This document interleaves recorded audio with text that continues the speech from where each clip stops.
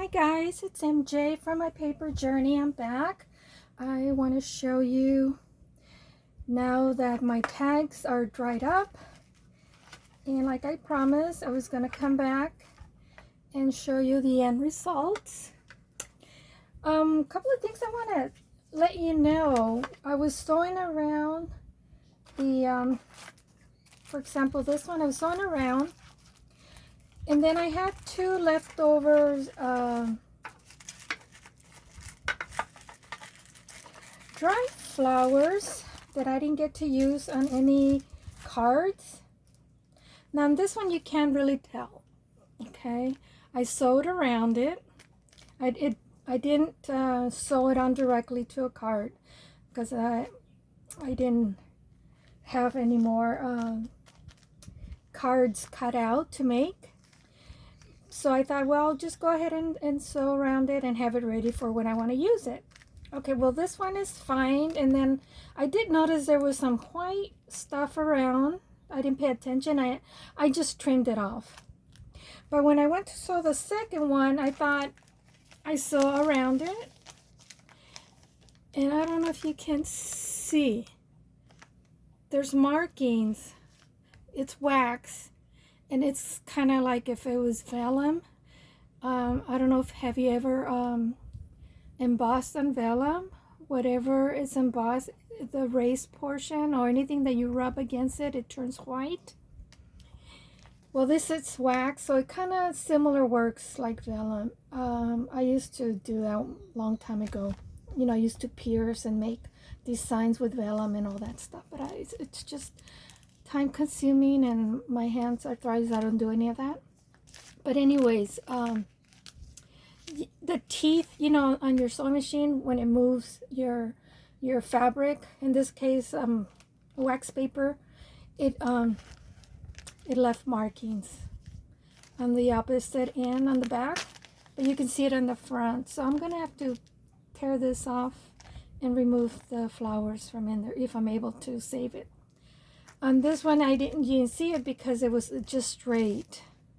I should have done that here, but I did this first, and then this one worked out okay, with the exception I did see a little bit of white spots all around but I should have paid closer attention, but I did it.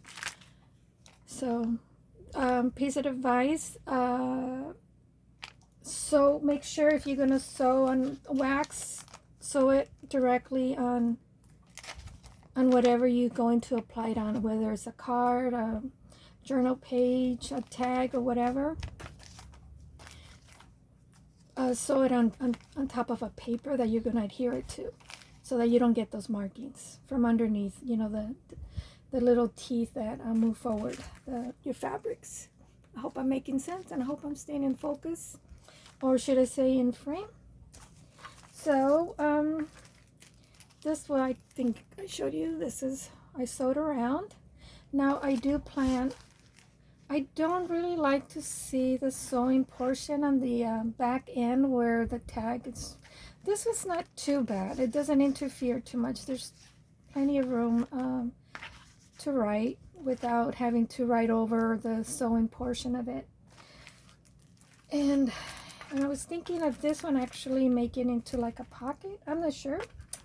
This one I want to make into like a tuck spot, so it's okay if you see the sewing, because it's going to be on the paper. So this one. And then this is a tag, and see how you can see the sewing in the back. I'm going to adhere this, put some coffee dye paper on the back. So this is one that I finished, and I did use some hope there's not any glare, doily, paper doily, and I stained it a little bit and then adhere it to the paper, and then I applied the wax, the flowers encased in the wax paper, and then I sewed around it. And this one, well, I did this one with you yesterday, and I just sewed around it. So this is not too bad, I guess. And then see, it becomes pliable. And I put like 2 layers on it, so it's not bad. Maybe I'll decide I put another layer just for extra precaution, to make sure that it doesn't come undone. And then here's this other tag that I made, and I used this cute little stamp. Thought I had it here. Yeah, somewhere. And then this is some just labels that I had on my stash, and I stamped a little flower there so it wasn't like so plain.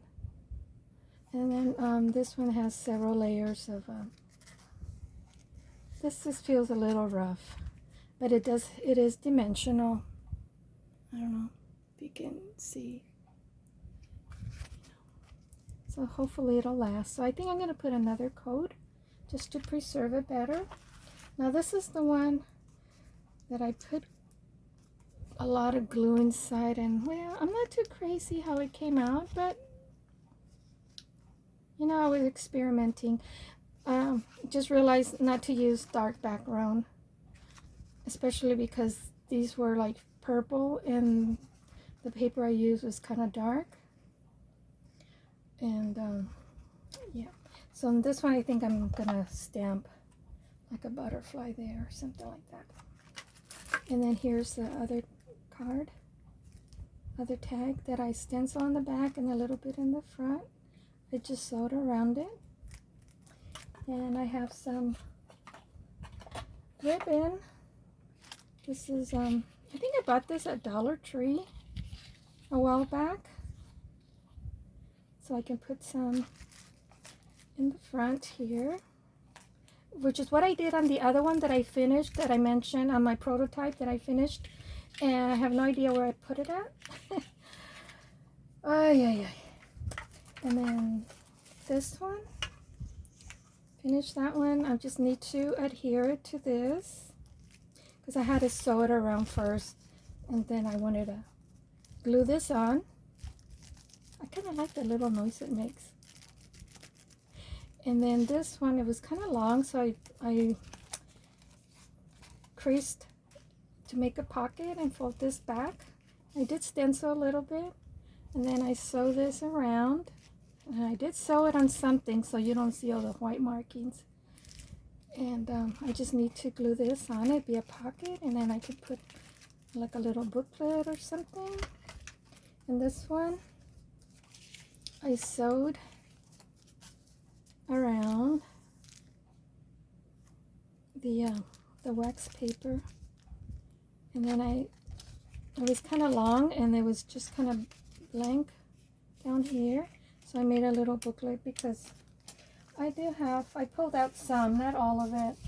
I do have some scraps of paper, coffee dye paper, that I want to use on the back on some of these that I don't want the sewing to show. So, yeah,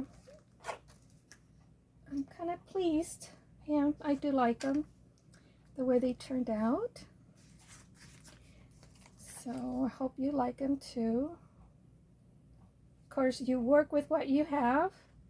We don't have the same papers. We don't have the same flowers.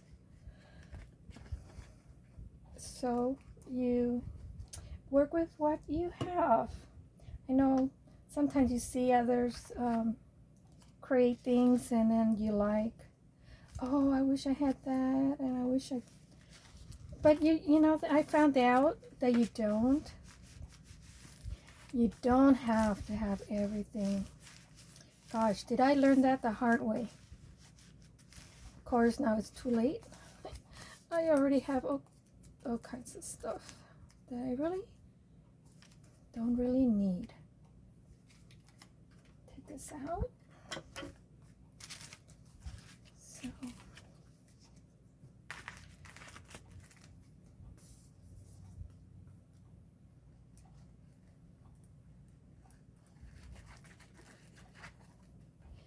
So I think I forgot to say hi to everybody. I just got started with this without saying hello. Welcome back, everyone. And hi to my sister, Frankie. For those that are new, she's my twin sister. I have a twin sister. She lives in San Antonio, Texas. And that's where, well, Crystal is from Texas and Linda Sanchez lives in Texas. That I remember from my subbies. So hi, ladies. And after I posted the video yesterday on these tags. Of course, I had it on mute, so you guys couldn't hear it. But I had Maddie from Spectrum Art. She had her weekend sale. But she's changing her schedule, so she's not only doing it on the first weekend of the month. She's doing it like, I think, like in the middle of the month, at the end of the month, or something like that. So if you guys are welcome to visit her, it's Spectrum Art. And I just got her package a couple of days ago. And I need to go through, which one's the one I said I wanted? This one, I think. I wanted to stamp a butterfly.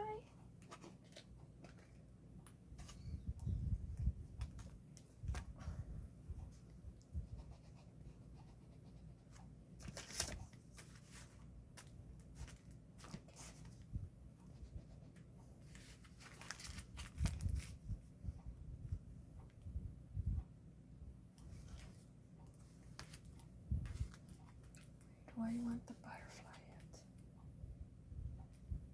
Down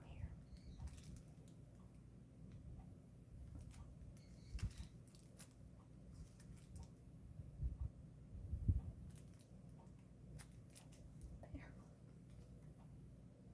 And I'm thinking of putting a label there or something.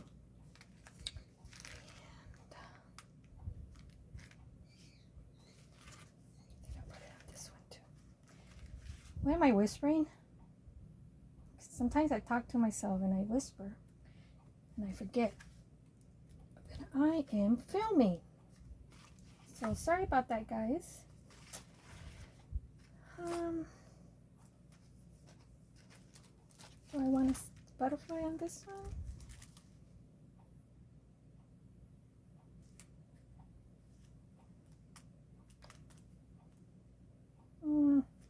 I don't think I want a butterfly on everything. I mean, a stamp butterfly. If I put a butterfly, I think I'm gonna put a fussy cut butterfly.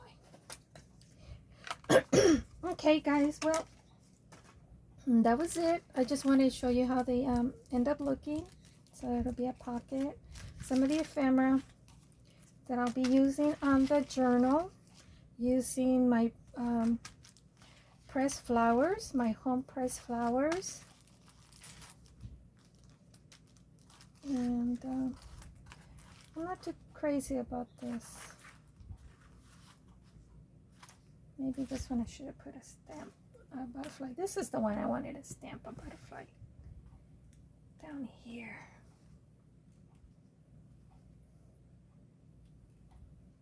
Oh, I already have that. Okay, it's all right. Okay, ladies and gentlemen, I think, if I have any gentlemen.